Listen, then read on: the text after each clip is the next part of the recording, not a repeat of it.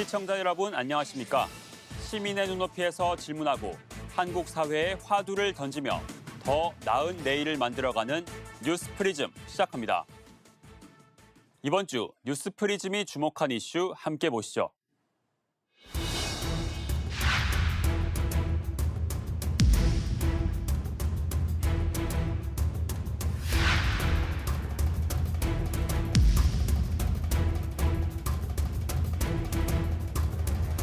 작년부터 시작된 그 집값의 상승세가 멈추지 않고 있어서 일단 굉장히 제가 무겁고 송구하다는 말씀드립니다. 각종 이제 개발에 대한 기대, 집값 상승에 대한 기대, 규제 완화에 대한 기대 이런 부분들이 전체적으로 지금의 그 집값이 올라가는 데 원인이 있지 않았나 우리 싶고요.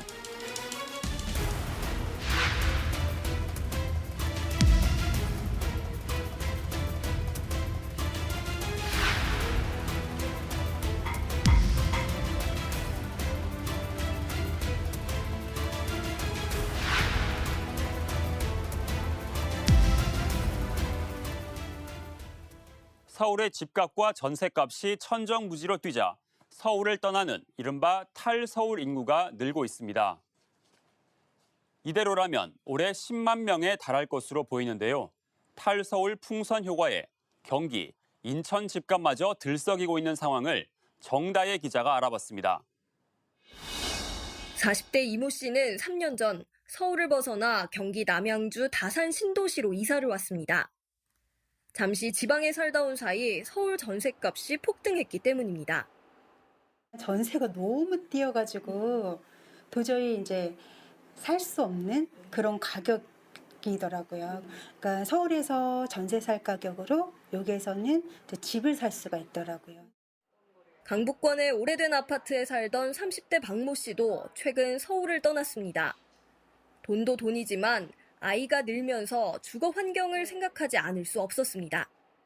생각했던 그 예산 안에서 서울 쪽의 아파트를 봤을 때는 너무 부족함이 많았어요. 또 이제 오래된 아파트다 보니까는 막 녹물 문제 이런 게 있어서 그런 것도 너무 걱정이 됐고. 고민 끝에 선택한 탈서울. 도심에선 멀어졌지만 두 사람은 삶의 여유가 생겼다고 말합니다. 삶의 질이 사실 되게 많이 바뀌었거든요. 가까운 도보로 이제 공원들이 있어요. 프리미엄 아울렛이 바로 도보로 가능하거든요. 삶의 질이 좀 떨어지는 그곳에서 사는 것보다는 같은 값이면 이렇게 신축에 인프라가 다 갖춰져 있고. 부동산 업계가 고른 올해 아파트 시장 키워드는 이런 탈서울 내 집 마련입니다. 서울 집값이 천정부지로 오르면서 가까운 경기나 인천으로 떠나는 사람이 는 겁니다. 특히 노도강이라 불리는 노원, 도봉, 강북구 집값이 크게 뛰었습니다. 강북권 중저가 아파트값까지 크게 오르면서 탈서울 수요는 계속 늘고 있습니다. 실제로 올 들어 5월까지 서울의 인구 순유출은 4만 4천여 명. 이 추세면 연말까지 10만여 명에 달할 가능성이 큽니다. 이렇다 보니 이젠 경기, 인천, 특히 신도시나 교통 호재 지역을 중심으로 집값이 크게 들썩이고 있습니다. GTX가 노선이 좀 확정되면서 소외된 지역의 가격이 오르기 시작했어요. 저평가된 지역 중심으로 오르면서 서울에서 밀려나는 사람들이 그쪽을 찾아가는. 전문가들은 서울 집값이 잡히지 않는 한 당분간 탈서울화는 더 가속화할 것이라고 내다봤습니다. 연합뉴스TV 정다희입니다. 집값의 등락, 그리고 그에 따른 삶의 변화. 살기 위해 집을 고르는 게 아닌 집을 위해 살아가는 오늘날의 세태가 참 씁쓸한데요. 최근 화제 속에서 분양한 서울과 수도권의 아파트, 이유가 있습니다. 수백 대 1, 수천 대 1의 경쟁률을 뚫고 당첨된 사람들은 곧바로 10억 원 넘는 시세 차익을 본다고 합니다. 로또 청약이라는 말이 나오는 이유입니다. 이렇게 로또를 찾아 청약 미계약분을 주우러 다니는 사람들을 줍줍족이라고 부르기도 합니다. 잦은 청약제도 변경 탓에 부적격 당첨자가 늘고 또 대출 규제 탓에 당첨이 돼도 목돈을 못 구해 포기하는 사례가 늘어난 결과죠. 사실 수도권에 사는 2030 세대들 1인 가구든 결혼을 했든 부모에게 손 벌리지 않고 집을 얻기란 거의 불가능합니다. 어디 높은 곳 올라가서 이 아파트 숲을 내려보며 이 많은 집 중에 내 집 하나가 없다니 이런 생각 다들 해보셨을 테죠. 이제 아파트를 사려면 자금 조달 계획서란 걸 써야 하는데요. 부모에게 빌려도 차용증을 쓰고 원금은 물론 다달이 이자까지 갚아야 하니 가히 부모론이라고 불릴만 합니다. 하지만 이것도 부모를 잘 만나야 가능한 일이라 집을 통한 부의 대물림, 세습 자본주의, 양극화 더 심화할 수밖에 없습니다. 당장 깨끗하고 좋은 집을 포기하고 낡은 집에 들어가 재건축을 노리거나 개발 호재 지역에서 버티는 몸테크가 새로운 재테크 수단으로 각광받고 있습니다. 젊은 층들 사이에선 임장 데이트가 유행이라고 합니다. 임장이란 유망한 동네를 발품 팔아 둘러보는 걸 말하는데 여기서 밥도 먹고 이사갈 곳 찾아보는 게 임장 데이트죠. 또 10대들 일부는 SNS 소개글에 한남 더힐, 트리마제 이런 아파트 이름을 적어 놓는다고 합니다. 가장 비싼 건 호가가 100억 원에 이르는 아파트들인데요. 외모든 학벌이든 뭔가가 과시의 대상이 끊임없이 있어 왔습니다. 이제는 집이 그게 됐습니다. 코로나19 대유행 뒤 집값 급등은 세계적 현상이었습니다. 저금리로 넘치는 유동성, 재택근무 확산으로 업무도 가능한 집 수요 증가 등이 원인으로 꼽힙니다. 이 매일 체감하는 우리나라 사정도 매우 심각하죠. 세계 주요 도시 중 서울의 집값 상승률이 1위란 분석도 있습니다. 이렇게 가파르게 뛰어오른 집값은 이전엔 못 보던 사회 갈등을 불러오기도 합니다.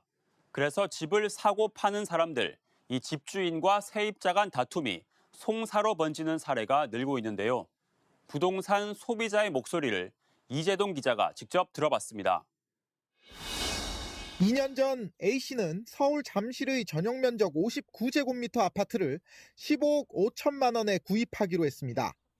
공인중개사를 통해 집주인에게 1억 5천만 원의 계약금을 주기로 하고 일단 그 자리에서 가계약금 2천만 원을 송금했습니다. 그런데 계약서를 쓰기로 한 날 집주인으로부터 자신은 집을 판다고 한 적이 없다는 황당한 말을 들었습니다. 집값이 워낙 상승이 빨라서 매물이 별로 없었거든요. 그 얘기 들었을 때는 진짜 어떻게 설명을 못하겠습니다. A씨는 계약이 무산됐으니 집주인에게 약속했던 계약금 1억 5천만 원을 달라며 법원에 소송을 냈습니다. 문제가 터졌는데 중개사 입장에서는 다들 매도자의 일방적인 계약 파기는 본인들 소관 바뀌고 할 수 있는 방법이 없다. 고로 그거는 중개사들에게 책임을 물을 수 없다라는 답을 받았거든요. 하지만 법원은 A씨의 주장을 받아들이지 않았습니다. 가계약금을 보내긴 했지만 계약서가 작성되지 않았고 집주인은 당시 공인중개사에게 아파트 매매를 확실히 동의하지도 않았다는 이유였습니다. 부동산 가격 급등에 따른 매도자 우위의 지금 시장 상황에서는 A씨와 같은 사례는 적지 않습니다. 계약 시기, 금액, 목적물에 대해서 확실히 특정하는 게 중요하고요. 그런 부분이 특정되어야지 법원에서도 그게 가계약이 아닌 계약으로 인정된다는 판례가 있습니다. 특히 지난해 7월 최대 4년까지 세입자의 거주가 보장되는 새 임대차법이 도입된 임대차 시장의 경우는 갈등이 더 심각합니다. 올해 상반기 대한법률구조공단의 임대차 분쟁조정 건수가 지난해보다 10배 이상 늘었을 정도입니다. 세입자의 계약갱신을 거절하기 위해 집주인이 들어와 살겠다고 엄포를 놓거나 집을 샀는데도 기존 세입자의 계약갱신으로 입주를 못하는 문제 등이 여전합니다. 시장 참여자들을 보호하는 입법과 촘촘한 제도 설계가 따라주지 않는다면 부동산 시장 혼란에 따른 부작용은 더욱 심해질 수밖에 없습니다. 연합뉴스TV 이재동입니다. 이 정부와 여당의 부동산 대책은 국회 입법으로 구체화돼 왔습니다. 하지만 속출하는 부작용에 기존 정책을 뒤바꾸거나 또 법안 핵심 내용을 수정하는 일도 벌어지면서 정책의 불신을 키운다는 따가운 비판이 나오는데요. 이 내용은 장윤희 기자가 짚어봤습니다. 1년 전 국회 임대차 3법이 여당 주도로 상임위의 문턱을 넘었습니다. 이의 있으십니까? 가결되었음을 선포합니다. 정부의 부동산 대책 관련 법안들도 180석 범여권의 힘으로 잇따라 통과됐습니다. 그로부터 약 1년 뒤 입법 취지와 달리 부동산 시장이 불안정해지면서 매물은 잠기고 집값은 상승했습니다. 성난 부동산 민심은 집권 여당의 4.7 재보궐선거 참패를 안겼습니다. 대선 전국에서도 빨간불이 감지되자 민주당은 법안 수정에 나섰습니다. 이 과정에서 재건축단지 조합원의 2년 실거주 의무 조항이 입법 과정에서 백지화됐습니다. 정부의 6.17 부동산 대책을 뒷받침하는 핵심 법안이었지만 임대차 3법의 세입자 보호 원칙과 어긋난다는 이유였습니다. 민주당은 치열한 당내 경론 끝에 종부세와 양도세도 완화하기로 했습니다.